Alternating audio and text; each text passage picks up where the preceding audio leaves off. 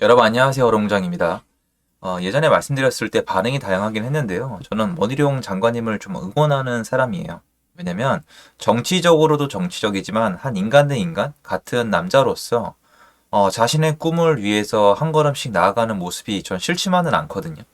근데 부동산 얘기할 땐 부동산 얘기만 하는 거지만 기본적으로 저는 원희룡 장관님을 응원합니다. 그리고 굉장히 똑똑하신 분이에요. 머리가 좋으신 분이기 때문에 나중에 보직에 따라서는 뭔가 그래도 업적을 크게 남기실 수 있는 가능성이 있지 않을까라는 생각은 합니다. 그런데 일단 최근에 보이시는 모습은 제가 봤을 때 그냥 정치의 고수, 정치의 초고수란 모습을 좀 많이 떠올려요.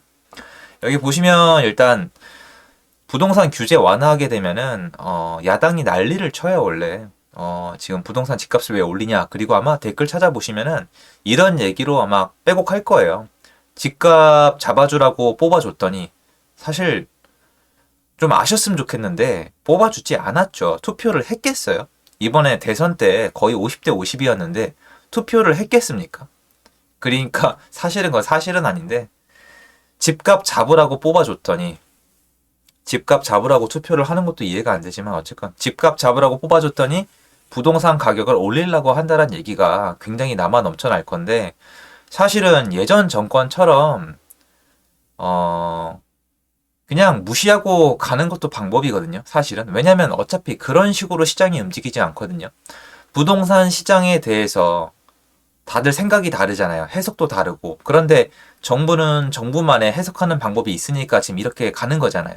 그리고 제가 여태까지 많은 영상에서 다뤄왔지만 지금 아무리 봐도 그 거래량 그리고 내수 경기를 챙기는 모습이지 부동산 가격을 올리고자 하는 의도는 그 어디서도 안 보이거든요. 왜냐면 여러분 부동산 가격을 올리려면은 아무 대비 없이 준비도 못하게 규제를 풀면서 혜택까지 주면 돼요. 그러니까 이 얘기를 왜 안 하시는지 모르겠는데 지금 예전에 있던 규제 중에서 여당이 풀 수 있는 거 한꺼번에 다 풀면서 시행령으로 혜택까지 주잖아요. 양도세를 얼마를 빼주겠다, 양도세를 안 받겠다, 아니면은 뭐 세금을 대폭 할인해 주겠다, 아니면 뭔가를 지원해 주겠다까지 발표를 하게 되면은 부동산 가격이 올라가요.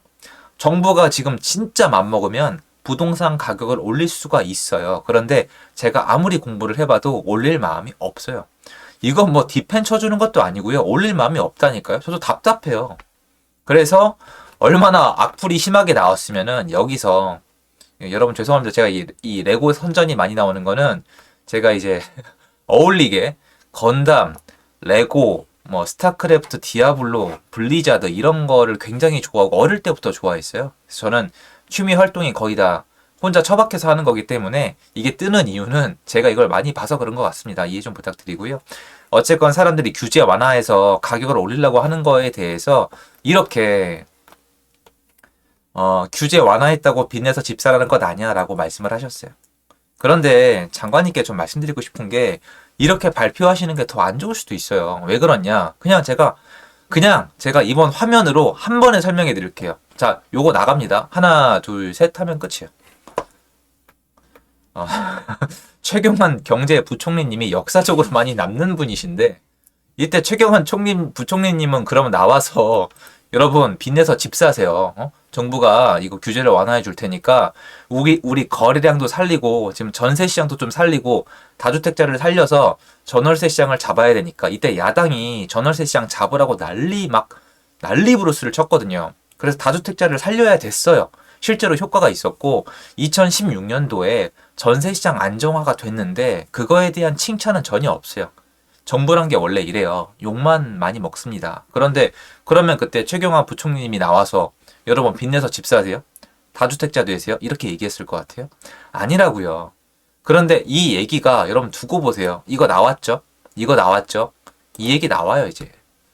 그러니까 이거는 그냥 언론 플레이잖아요. 컨텐츠고 지금 이렇게 한다고 부동산 시장이 활성화가 되고 막 사람들이 막 사대 끼고 이런 시긴 지났잖아요. 왜냐? 이때는 이전에 부동산 침체장이었잖아요. 침체장에서 나온 얘기고 이거는 뭐예요? 상승장 이후잖아요. 상승장 이후에는 조정이나 하락이 와도 자연스러워요. 왜냐면 이게 조율이 돼야 되니까. 그리고 상승장에 뭐가 있어요? 상승장엔 규제니까 하락할 때 규제가 쌓여 있으면 가속도를 붙이거든요. 그런데 이거는 이 전 정권에서 규제 완화를 좀 어설프게 했다가 더한 거예요. 입지가 다른데 굳이 이 정도, 지금 이 정도에서 규제 완화했다고 빚내서 집 사라는 게 아니라고 제가 이해하기에는 변명을 할 필요가 없어요. 지금 누가 봐도 경제학적으로 해석을 해봐도 내수 시장에 대한 디펜이라고 얘기를 해도 이해가 돼요. 그러니까 PF 대출, 그리고 건설 경기, 공급에 필요한 최소한의 건설사를 살려주기 위한 그 정도의 어떤 대책이라고 얘기를 해도 될 정도인데 이때처럼 얘기를 듣게 생겼어요, 이제. 무슨 말이냐면 제가 이때만큼 규제를 풀었으면 말을 안 해요. 이때는 진짜 활성화를 많이 시켰거든요. 여러분 이거 2013년도에 뭐까지 나왔었습니까? 2013년도 양도세, 비과세까지 나왔었어요.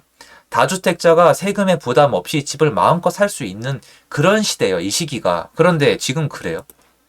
지금 비슷하지도 않아요. 그때랑 비교조차 불가능할 정도로 빽빽한 규제가 아직도 지키고 있단 말이에요. 그런데 굳이 나와서 내가 규제 완화를 발표한 게 규제 완화를 했다고 해서 너네한테 빚내서 집 사라는 게 아니라고 얘기하시면 좀 어떻게 보일까 좀 걱정이 되거든요. 이 지난 정권처럼 좀 더 당당한 모습, 전 정권 김현미 장관님도 마찬가지고 사람들이 뭐라고 얘기했는지 몰라도 당 차원에서 해당 여당이 가지고 있는 철학을 밀어붙이는 모습만큼은 전 나쁘지 않았어요. 남들이 뭐라고 하던 야 규제 그렇게 하면 가격 더 올라라고 얘기를 하던 말던 아 모른다 주택 얼마 안 올랐다 우린 규제 끝까지 할 거다 너네 절대로 정부 못 이긴다 우리 주머니 안에 규제 카드가 끝도 없이 있다 우리 끝까지 갈 거다라고 얘기를 했고 실제로 정권 말기에 어떻게 했어요? 2021년도 10월 달에 대출 중지 선진국에서 있을 수도 없는 일 공산주의 국가에서는 할 수 있는 일을 했잖아요. 언행일치 했잖아요. 그런데 지금 밀어붙이시면서 대통령님이 얘기했죠. 기재부 장관님이 얘기했잖아요. 좀 이해가 안 되는 게 이거예요. 제가 예를 들어서 제가 소신껏 일을 밀어붙여요. 소신껏 일을 밀어붙이는데 내 헤드, 내 직속 상관이랑 그리고 우리 대표 사장님, 우리 회사 사장님이랑 내 이 사수가 하지 말래. 하지 말라는데 내가 봤을 땐 이게 맞아. 그래서 밀어붙여. 내 결과가 좀 안 좋아. 그러면 되게 위축이 될 수가 있거든요. 근데 대통령님이 얘기 나와서 푸시해주고 기재부 장관님이 얘기 나와서 서포트해주고 위에서 끌어주고 밀어주고 다 해주는데 이런 얘기를 굳이 할 필요가 있을까? 설명은 할 수가 있어요. 이거는 투기 세력이나 부동산 가격을 올리라는 게 아니라 지금 우리 경제를 지키기 위한 거라고 얘기하면 되는데 사실 이게 왜냐면 반은 맞고 반은 틀리거든요. 거래량을 살리시잖아요. 거래량을 살리고 미분양을 막으려면 사람들이 지금보다 집을 사야 돼요. 맞잖아요. 집을 사야 돼요. 그럼 이게 반은 맞고 반은 틀리죠. 그러면 이거는 보나마나 여지를 주는 거란 말이에요. 그래서 저는 이 말씀을 굳이 하신 이유를 잘 모르겠어요.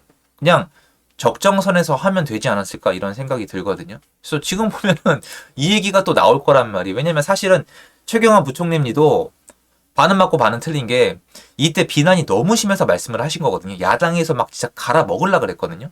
근데 사실은 집을 사라는 거예요. 집을 사야지 부동산 경기가 돌아요. 그런데 이 당시는 여러분, 이 당시는 이렇게 해도 가격이 쉽게 오르기 좀 애매하긴 했어요.